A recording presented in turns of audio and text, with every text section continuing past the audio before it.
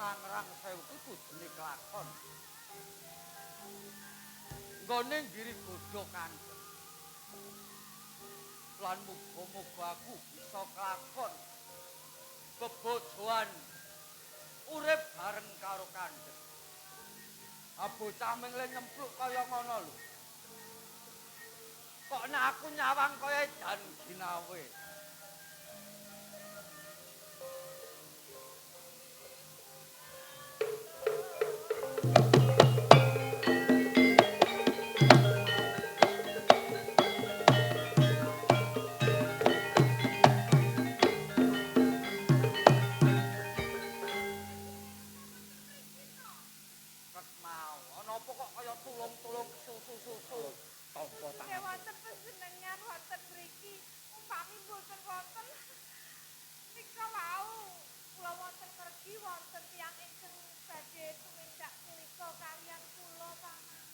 Kowe kira tak kandhani to.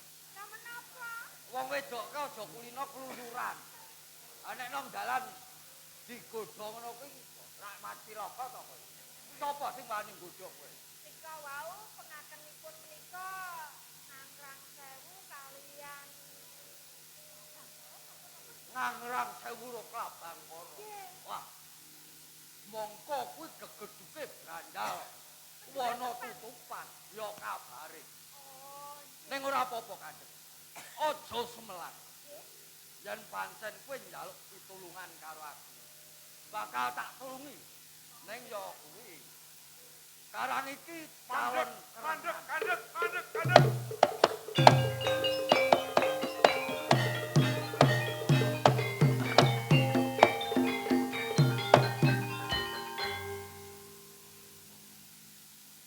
Kowe tok sing uyak-uyak Kanjeng. Iya. Ya tak ora bom. Kok kowe dadi wani nguyak-uyak Kanjeng ketemu pirang perkara?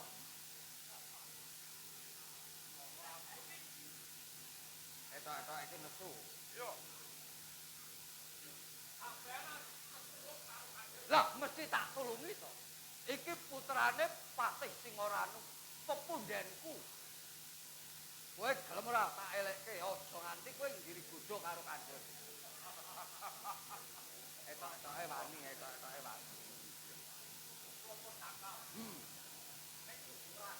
Oh, wani kowe karo aku. Wis ayo ditetek.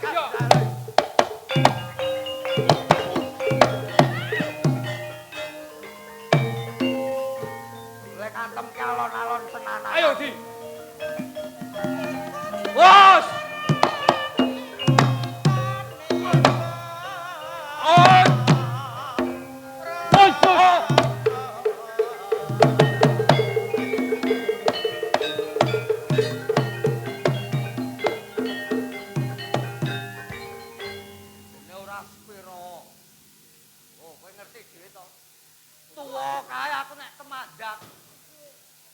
boten nginten menawi panjenengan Kyai Sepuh ning terang dinas sanget lajeng saged cak rampungaken perkawis ngaten lho. Ah ning kowe ngerti. Lah ku nulungi kowe kuwi kaya dene tok nyawa. Perang karo para begal. Mbah nuwun nggih Paman.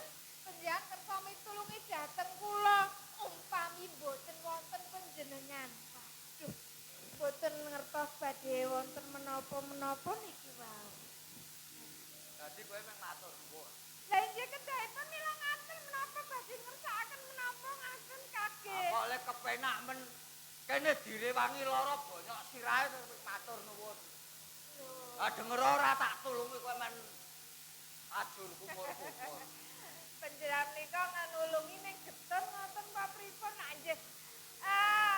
Ya jane Umpami mboten namung matur nuwun nun sewu. Panjenengan kula aturi bloko Paman. Mangke sak wangsul kula kula badhe matur kersanipun anu Kanjeng Rama badhe kula suwunaken menapa kagem tumbasan sotonipun. aku ki ora butuh duit. Adipati kok butuh duit. Iki ngene Kanjeng. Nggih? Sisan lehku nulung marang sliramu. Kowe malah sisan tak boyong ana ing Bulu Pitu.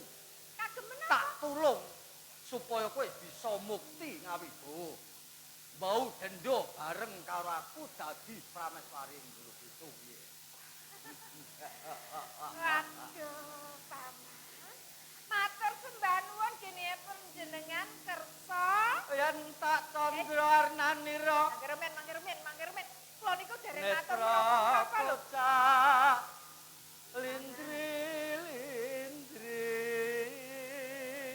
Kula nembe badhe matur menawi kula menika nun sewu. Jangga panjang ulan-ulan Eh, lambe manis kula sak damle. Penjamin sampun kula anggap kados tiyang sepuh kula. Paman, iki lho asane iki lho Pak Wil. Angkean nyonawon kemit rek mong remak ngembang bagong. Mbok mboten ngaten menika to. Kula aturi emut. Lambean nyomblarak sempal dirijini romuco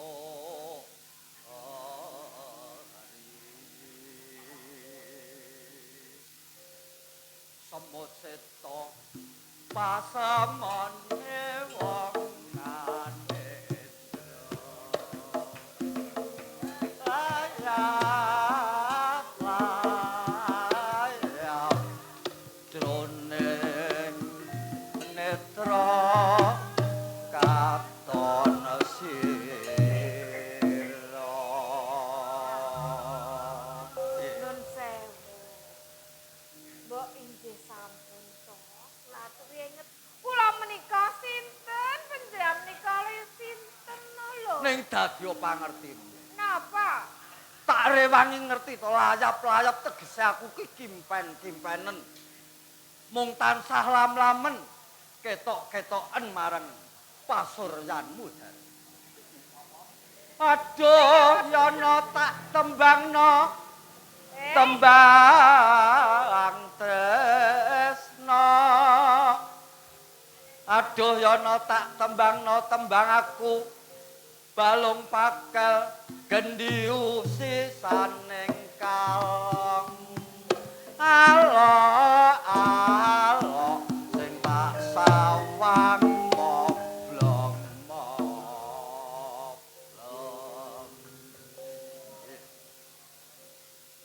Kene to. Kedahipun kula menika ngajeni dhateng panjenengan penjampun Sumpeng sekar jroning taman.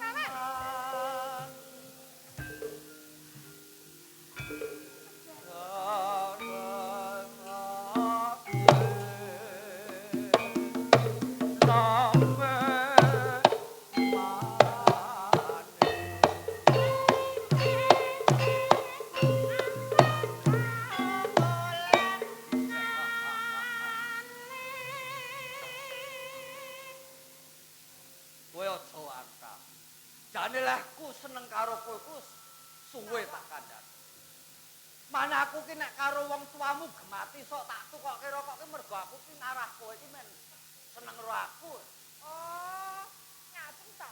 Panjenengan nika le bekti kaliyan Pantas pamrih kalian kula. yen nganggo busana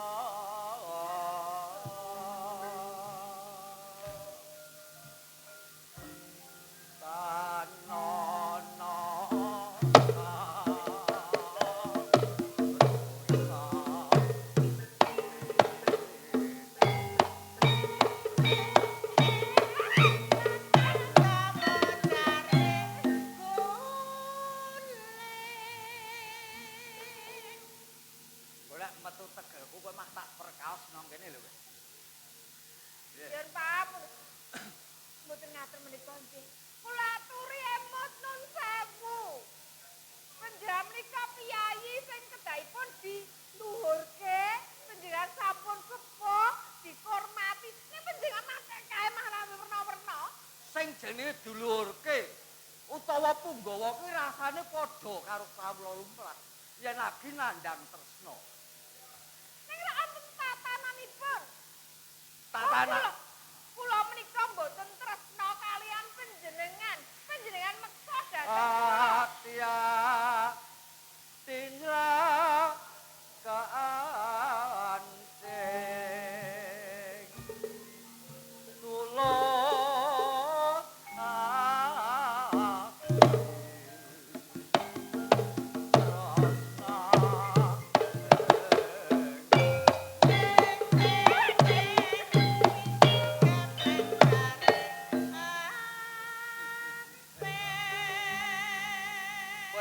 sengut ngono mah saya merangsang kowe. Yo. Napa? Ayo kondur nang bulu pitu. Gek engko tak tokoke bubur. Ha iki nang alas anane men bubur. Piye? Aku kurang bagus. Panjenengan? Bagus nggih. Saking baguse panjenengan nika ya pilihaning wanita nggih. Piyayine bagus. Kagungan derajat pangkat. Oh, pama. Pitados.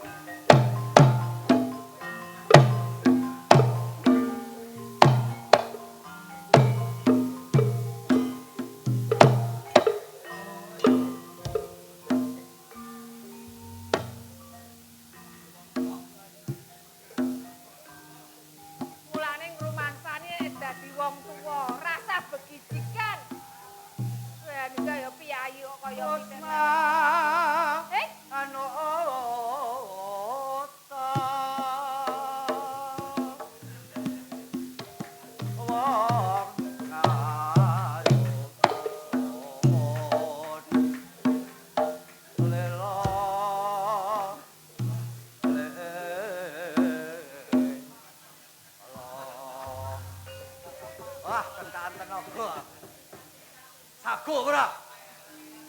Kula menika sampun matur wola-wali nek kula niku ora sago. Badhe menapa? Yen kowe ora sago. Kowe ngerti watake dipati mulu pitu. Menapa? Alus iso kasar wis gaweane. Sepisan meneh. Kowe sago apa ora ngladeni aku? Paman. Kula mboten sagas pindah malih. Kula matur kula menika mboten sagas. Ora tarudo pari peksa kepalane.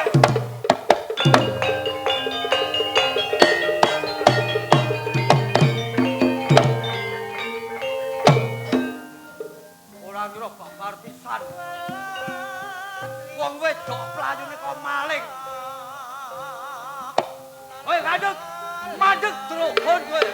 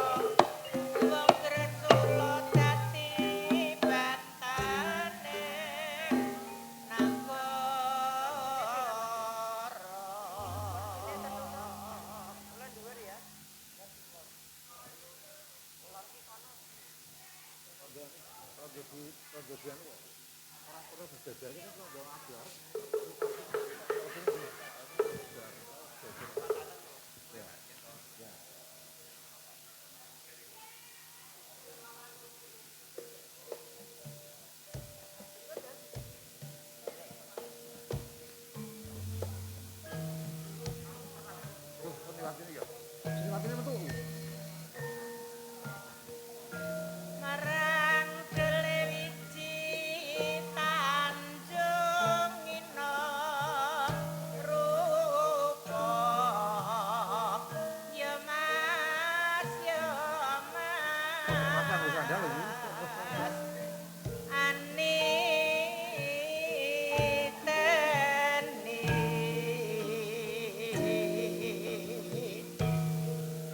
Sorry Mas, sorry. ani teni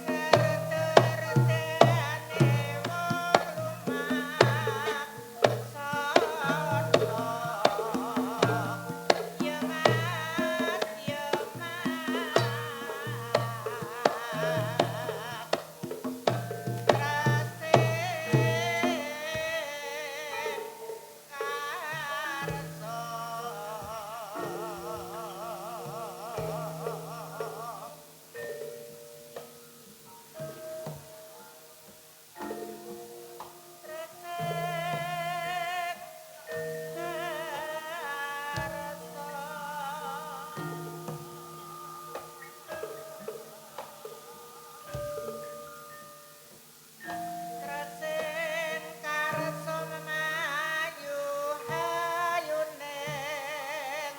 praja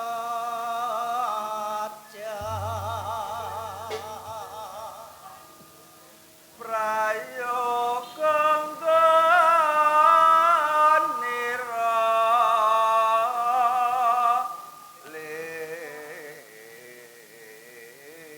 lengges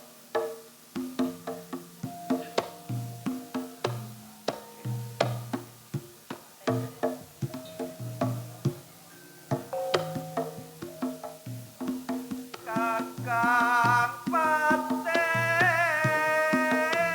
gonyong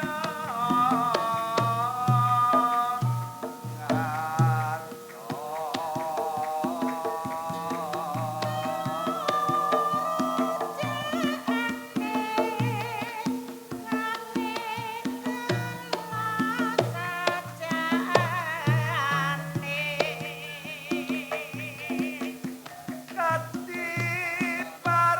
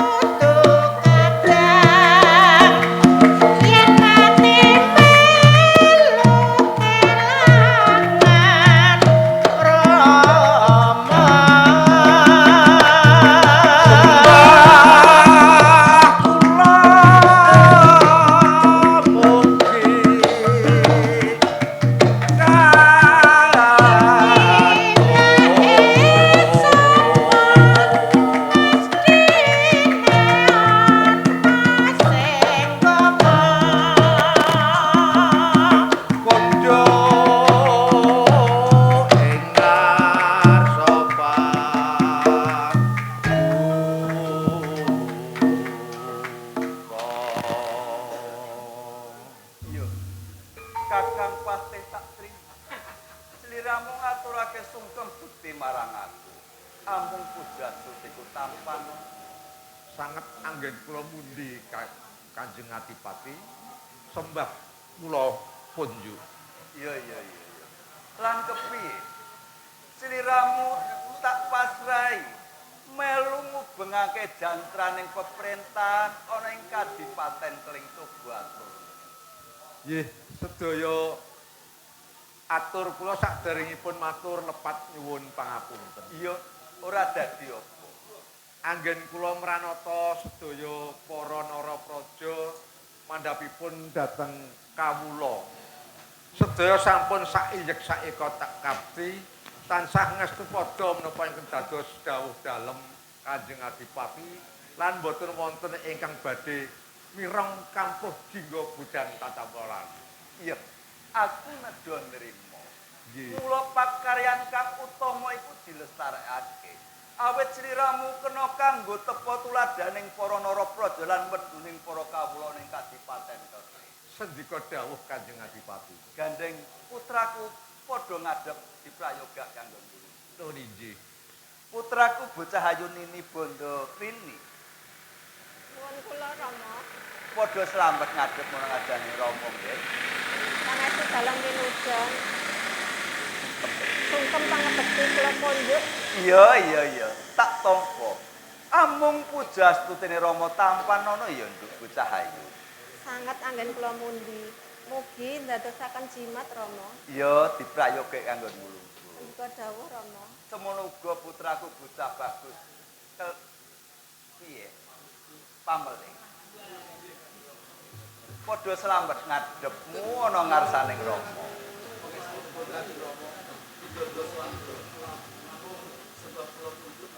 Iya, tak tampa.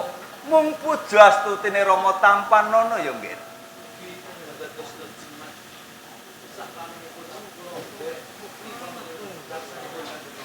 Iya. Diprayoge kanggo putraku bocah ayu Nini Bondowati. Inggih kula paring dawuh Rama. Slamet ngadhep ana ngarsaning Rama. Angsal berkah pangestu dangen.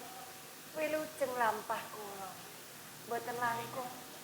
Kula ngaturaken sungkeming pangabekti kula mugi konjuk Rama. Iya. Tak tampa amung pujastutine Rama wae tampan ana bocah ayu. Sanget ing pamundi kula Rama. Mugi-mugi ndadosaken jimat sak dangunipun kula nderek mukti wonten ngersa dalem Kanjeng Rama. Iya. Sak banjure apa kabeh pakaryan anggonmu memangun ana sajroning taman karo abdi apa kabeh wis rampung. Menawi panjenengan dalem mundhut prisa babagan menika sedaya sampun kula tindakaken. Anggen kula paring seserepan dhateng para abdi ugi para wanita wonten ing Kadipaten Kling. Sedaya mboten badhe nguciwani penggalih panjenengan dalem Rama. Iya. Awit sliramu iku putrane Rama.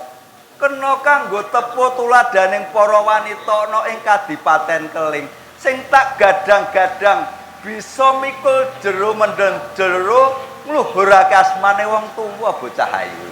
Inggih Rama, sak saged-saged kula badhe mbudidaya. Mboten badhe nguciwani penggalih dalem. Pinangka pengayoman wonten ing Kadipaten Kling Rama. Iya. Nanging sajroning atiku duwe pitakon karo sliramu. Perkawis menapa Rama? Yen tak sawang wis pirang-pirang dina iki aku mresani glagatmu kaya beda adat lasabene. Apa ana sing tak pikirake ana sajroning atimu nggih?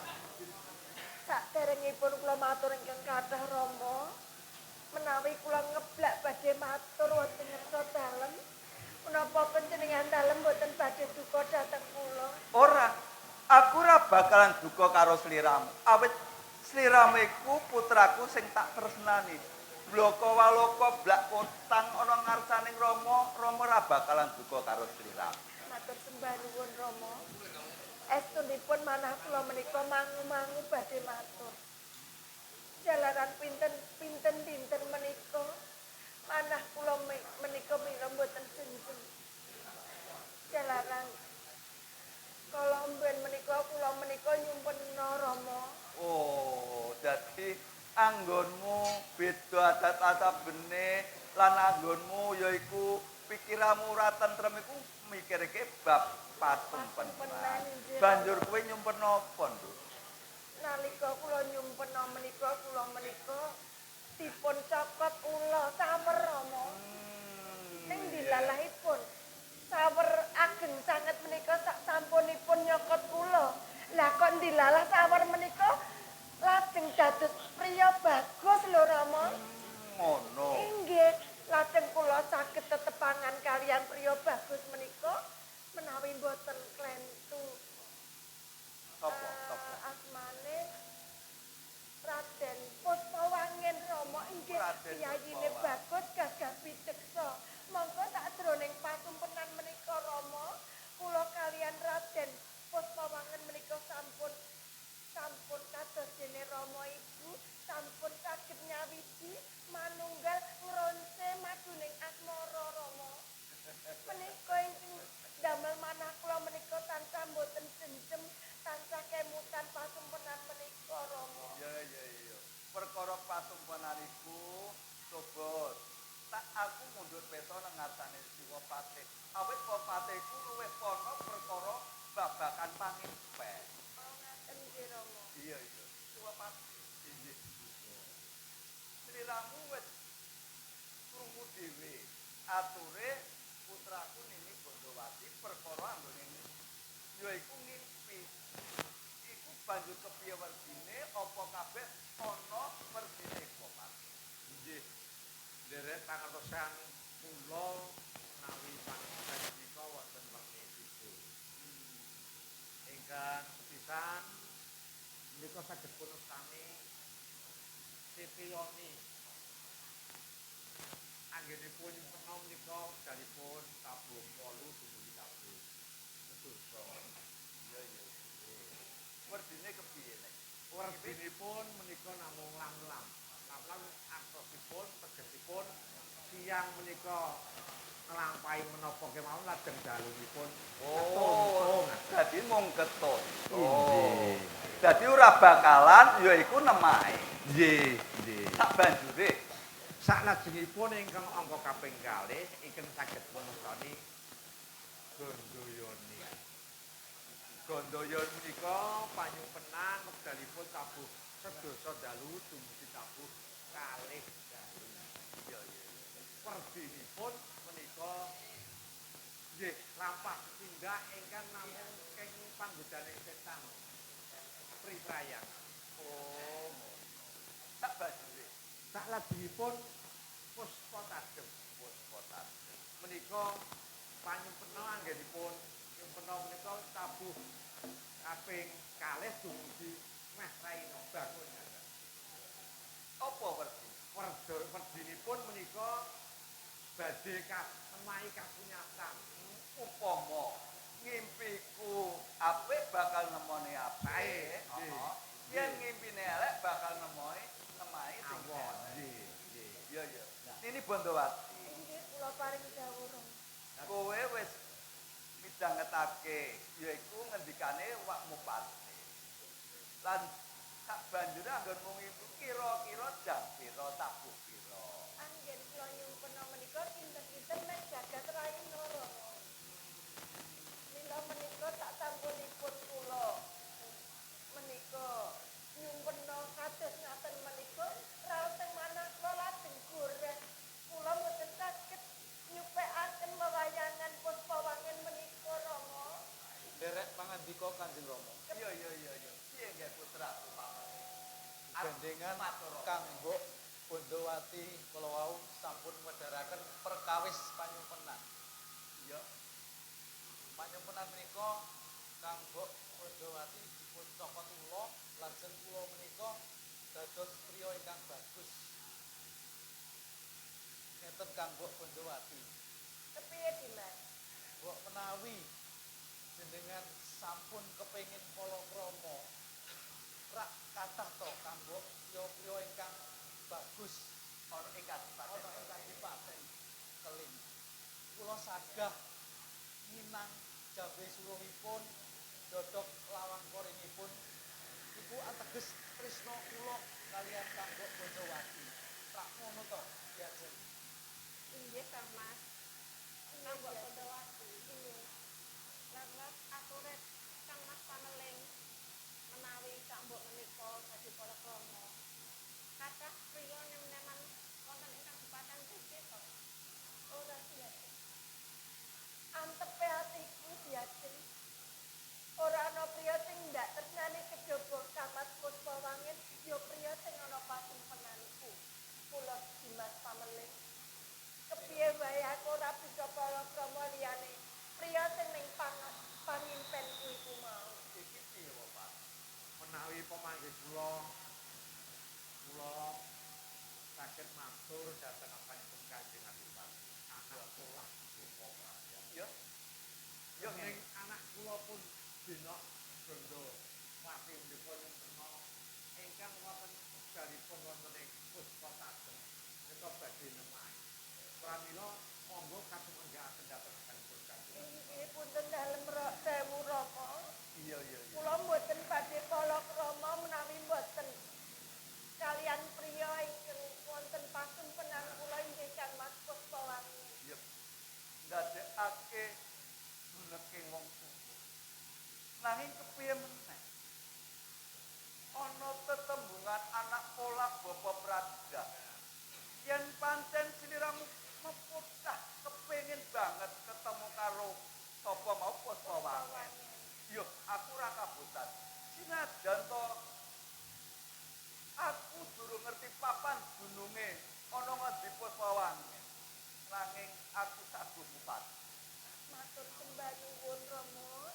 Inggih namung panjenengan dalem ingkang saged minangkani dhateng kula. Saged nambahi bronto kula Rama. Ya. Dalaran kula mboten saged sesaketan sanesipun Kang Mas Puspawangin. Ya, yen ngono Siwapati, perkara babakan ana ing Kadipaten Keling katentreman lan pasrahke Kakawati.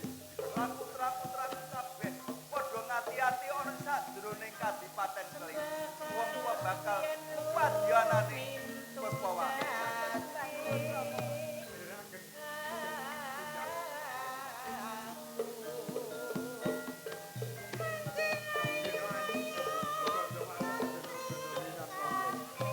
Nanging oleh abah idene obah musik Kadipaten. Kersane Rama dipun pasrahaken dhateng kula monggo pajenengan kita. Inggih Bapati. Ayo Diajeng. Inggih katur.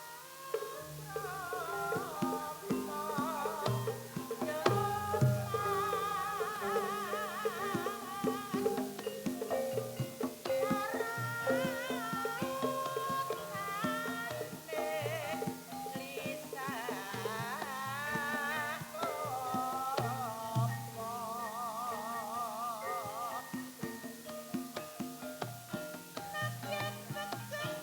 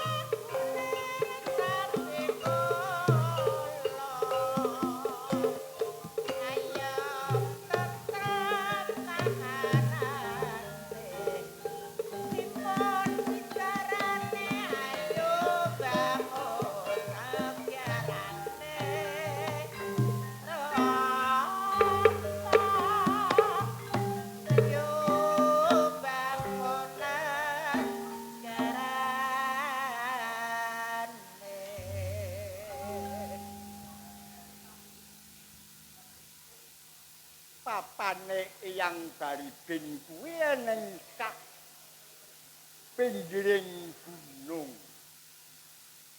Dadilan asline wancine esuk sengenge mengulon nanging ana sak ngarep omahku kok kaya eneng sawijining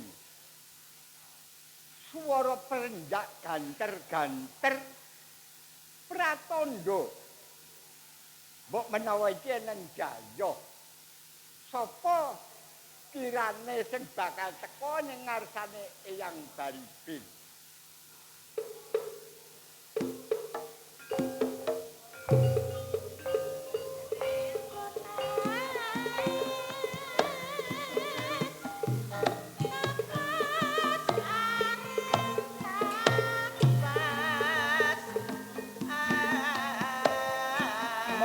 Monggo.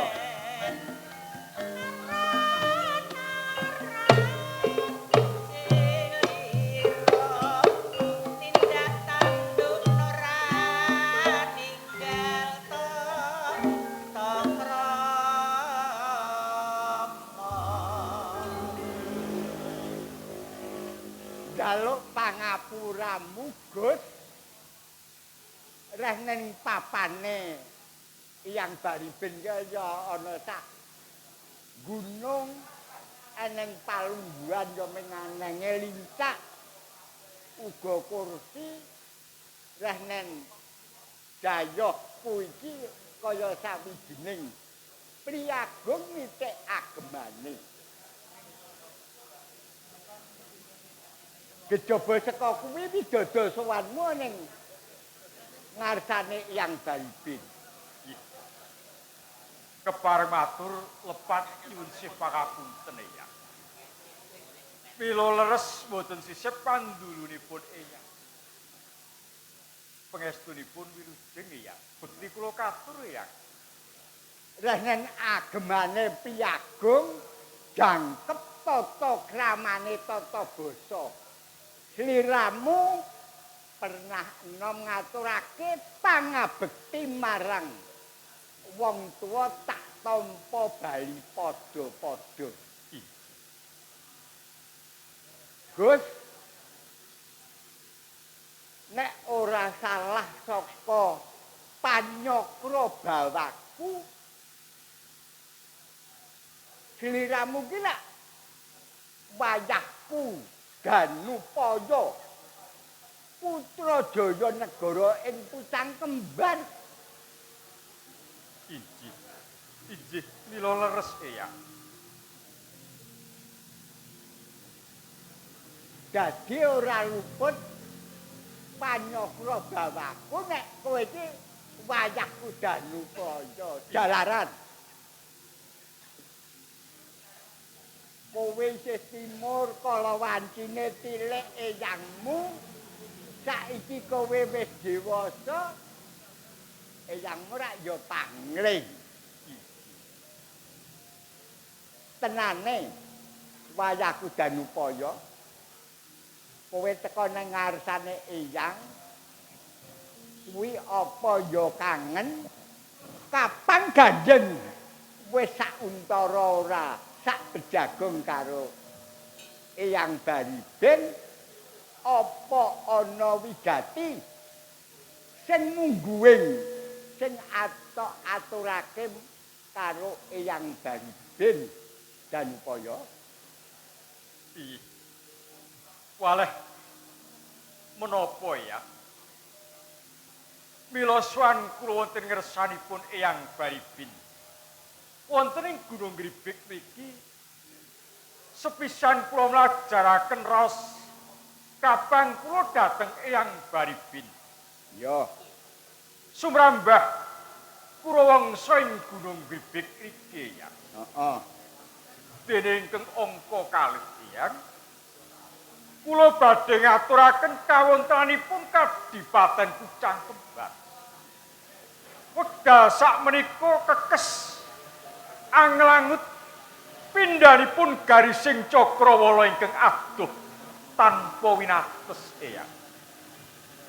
Ana apa wayahku? Iji.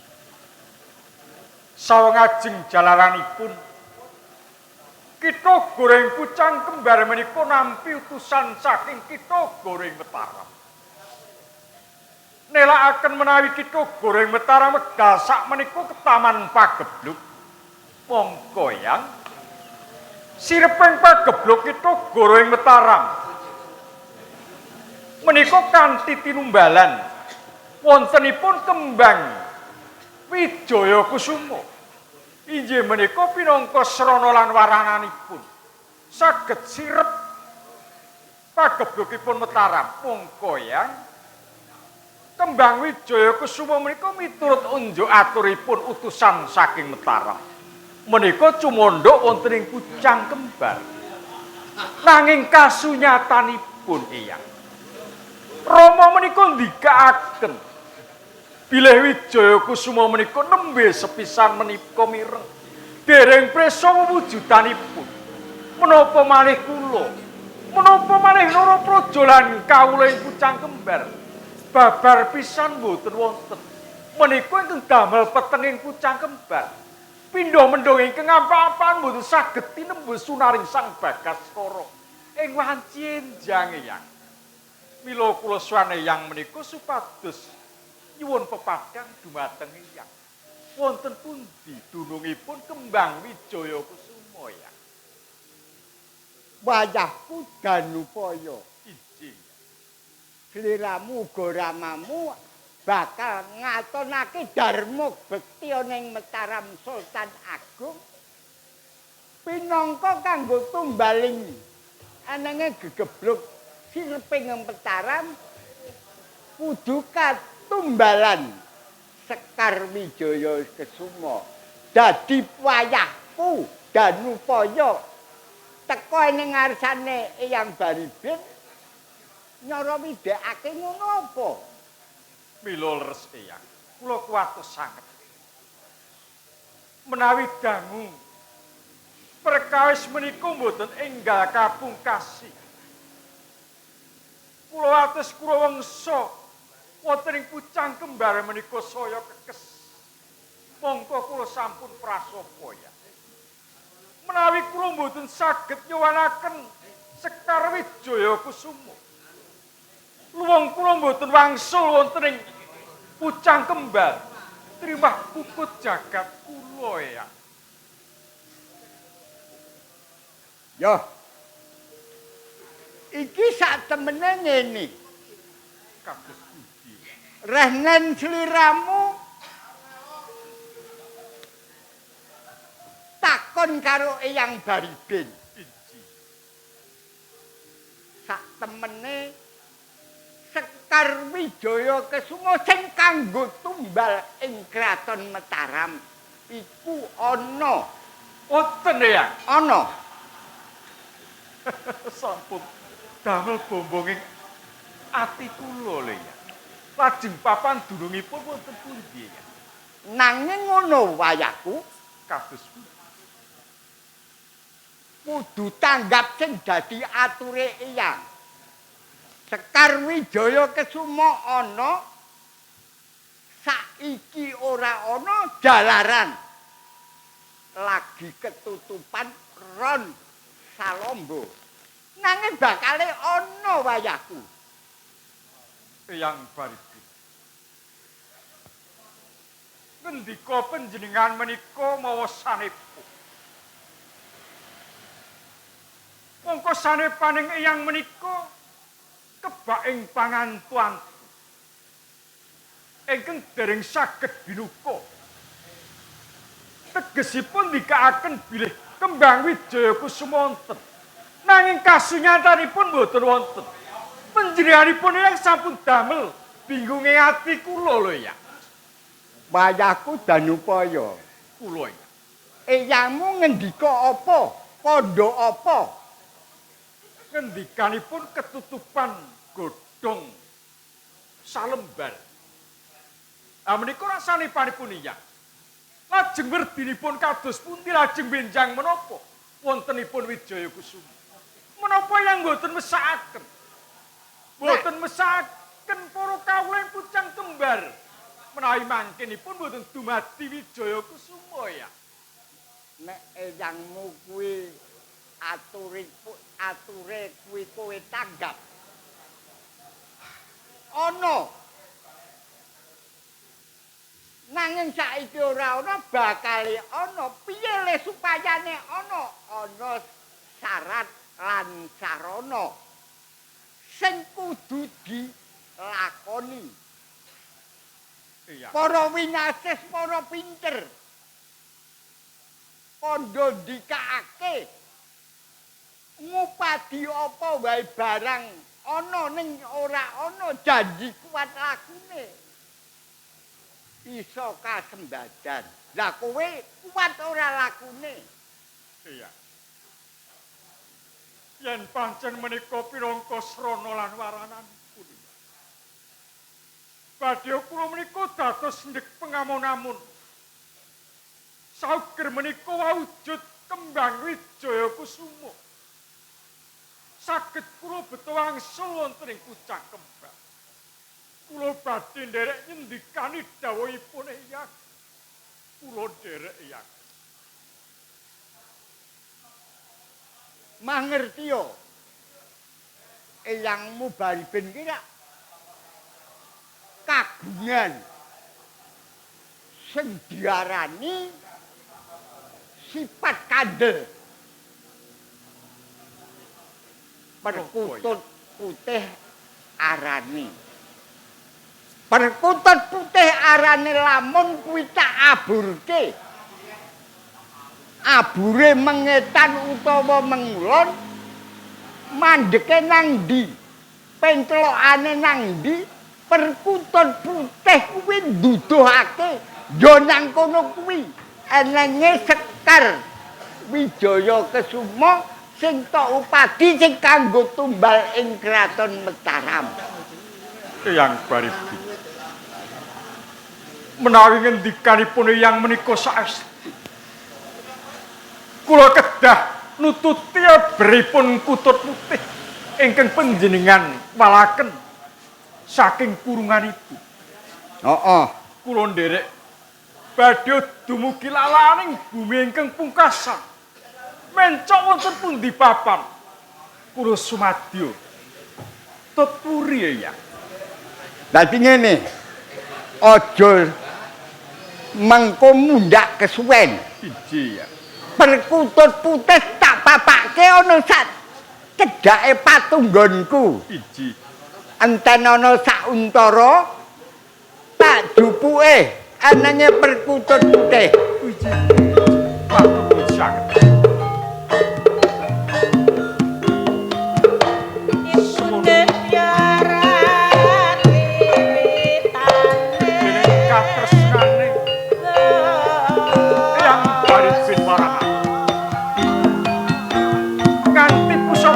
Galing gunung bibit bakal kaparingake aku pirangka pitedah jumangkah laku bisa methek anane kembang Wijaya Kusuma panyirping pagebloking kutha goreng metar. Iya. Monggo ya. Kados pundi?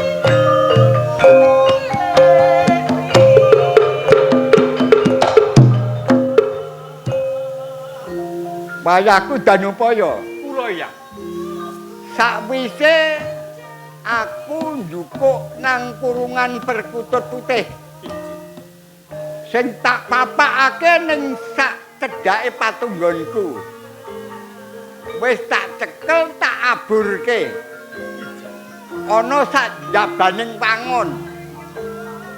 Mula sliramu enggal tututana. Lakune mengetan apa mengulon. Nanging ayahmu ora negakake. Sliramu nututi abure perkutut putih nganti ngendi mandeke tak jampangi. Lirat dalem Eyang. Doh tak cerak tak doi. Malah pengestune pun yang kula suwun. Mumpung dereng tebih kutub putih badhe tumuli kututu yang. Ya. Sampun yang.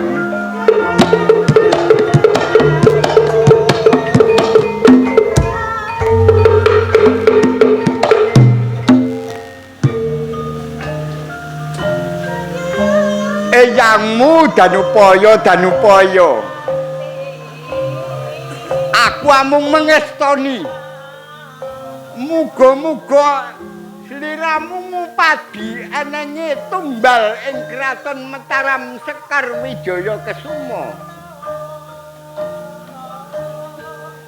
Adipati Jayanegara tanggap putrane Danupaya supaya teko ning ngarsane yang tak pengestoni isa keleksanan apa kang dadi penjang kamu.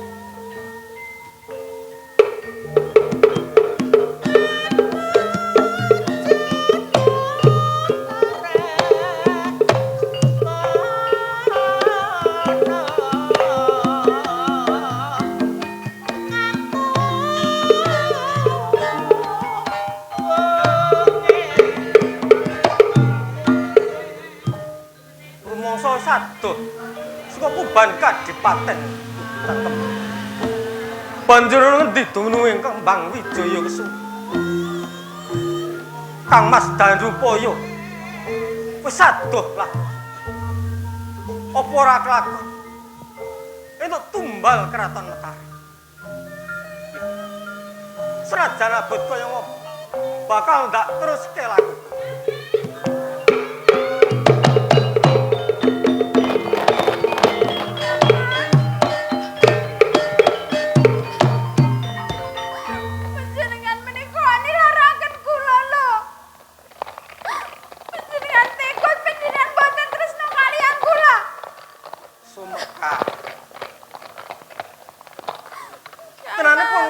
Tresno marang sliramu Dajeng. Mergo gedhening tresnaku marang sliramu. Sliramu dawuhi supaya mapan ana ning tamu. Nanging kok wangkal to Rara Semekar. Coba yen ana kedadian sliramu kenapa penggalan kan pun kakang rumangsa kelangan Rara Semekar. Kang Mas, kula rak sampun matur to. Kula menika mboten kersa ditilar. Kula nderek. Dadi sliramu tetep nderek. Yo. Nggih, kula nderek Kang Mas. Yo. Ora apa-apa. Sing baku sliramu aja gawe repoting pun kakang ya, Dak. Mboten, kula nderek. Tenan. Nggih. Yen ngono ayu, diteruske lakone pun kakang ngupadi ana ngendi Kembang Wijaya Kesuma, Dak. Monggo Kang Mas.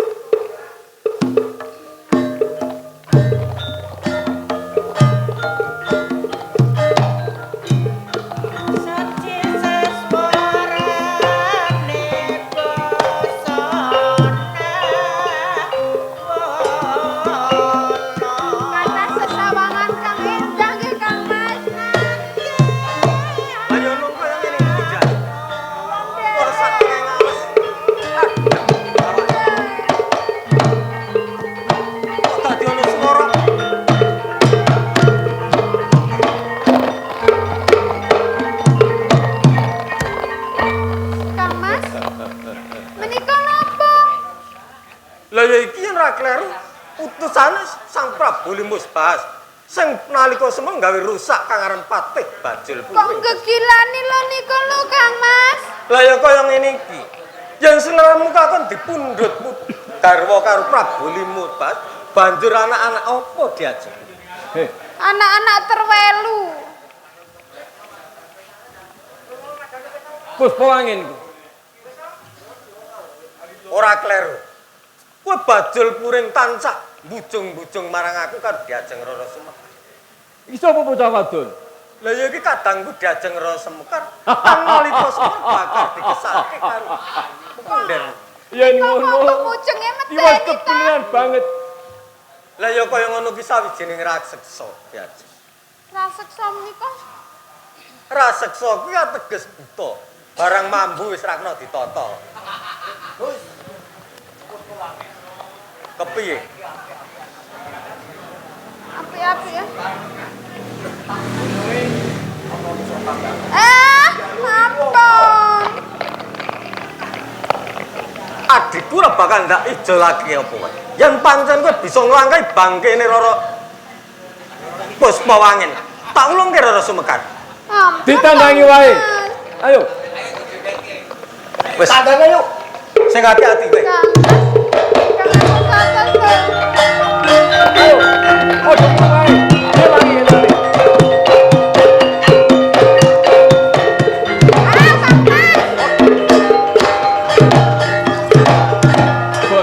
Bondo tanami. Kang Mas.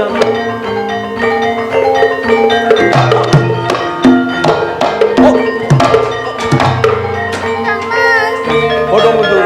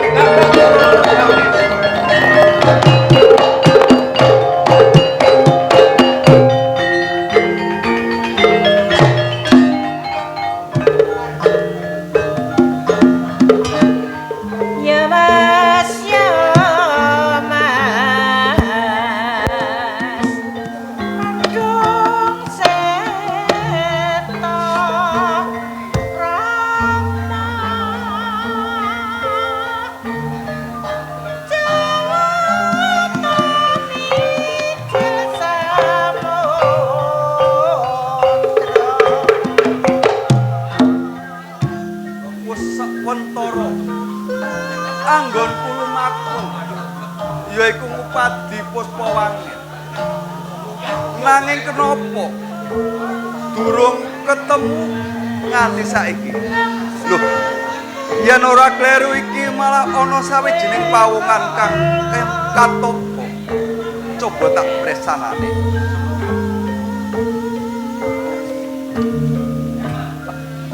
Iki arep ijih sugeng. Yo, yen ngono saiki tak sesuwunke marang Bathara Kang Hagarya Jagat. Muga-muga pawongan iki bisa walaya tengahing jati-jati tengahing walaya. Duh, Bathara Kang Hagarya Jagat. Kula nuwun pitudah panjenengan. Mugi-mugi pawongan menika saged walaya tengahing jati tengahing walaya. Pisana, tangi pisana. Tangi.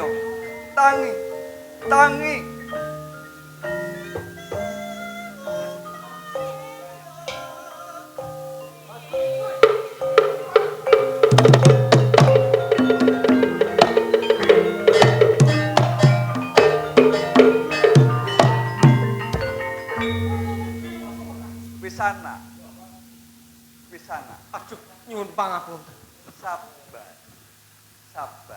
Ana apa? Kok sliramu banjur kaya gundang-gindang goleki bajul puring ki ana perkara apa? Nyuwun pangapunten. Pak, panjenengan menika sinten? Kok wonten satengahing wana mriku? Ya ditepungake wae. Aku Adipati Bondopati saka ing Keling. Aduh, paman nyuwun pangapunten. Kula Puspawangen putranipun Rama Dipati ing Putang Kembar. Oh, dadi sliramu Puspawangen putrane saka Dipati Pucang Kembar. Mila mekaten, Pak. Nyuwun pangapunten, paman. Kepiye? Nalika semanten kula peperangan kaliyan Purgandara saking Katon Nusakambar. Mahwedal menika diajeng Rara Semar kadang kula mboten wonten paman. Kenging menapa paman wonten mriki, Pak? Puspawangen. Kados pundi, paman? Dadya pangertimu. Rikala paman tumeka ning papan kene siramu kataka. Lan uga kadang munom sapa jenenge mau? Rara Sumekar. Rara Sumekar wis ora ana. Lan sliramu yaiku tak sesuwunake marang Bathara kang agar jagat, sliramu bisa waliya tenging jati-jati tengahing walaya. Aduh paman, matur sewu sembah nuwun. Panjenengan sampun nyambung nyawa kula paman. Lajeng diajeng Rara Sumekar wonten pundi paman? Yo, sakwentara perkara kadang munom Rara Sumekar mengko gampang. Nanging dadya pangertimu. Anggonku teka nang papan kene iki ana wigati tumrap ngarep kowe. Karo sliramu. Dadya pangertimu. Paman iki kagungan putri sing asmane yaiku Bondowati. Bondowati yaiku kepengin banget ngladeni karo sliramu. Kepiye? Saupama sliramu tak boyong ana ing Kadipaten Keling, tak dhaupake karo putraku Nini Bondowati. Aduh paman, saestunipun awrat menggahing kula. Dalaran paman sampun wilujengaken kula. Namung ingkang dados alating manah kula pisankan diajeng Rara Sumekar kampo menika nalika dipun bujung-bujung dening Rarsa paman. Perkara iki mengko paman bakal paring pambantu karo sliramu. Nanging sing baku sliramu wektu dina iki aku njaluk tulung karo sliramu saiki ayo sowan ana ing Kadipaten Keling tak temokake karo putraku Nini Bondowati. Tuwinyen konten. Kula mung derek, monggo paman kula derek. Ayo. Ayo paman derek.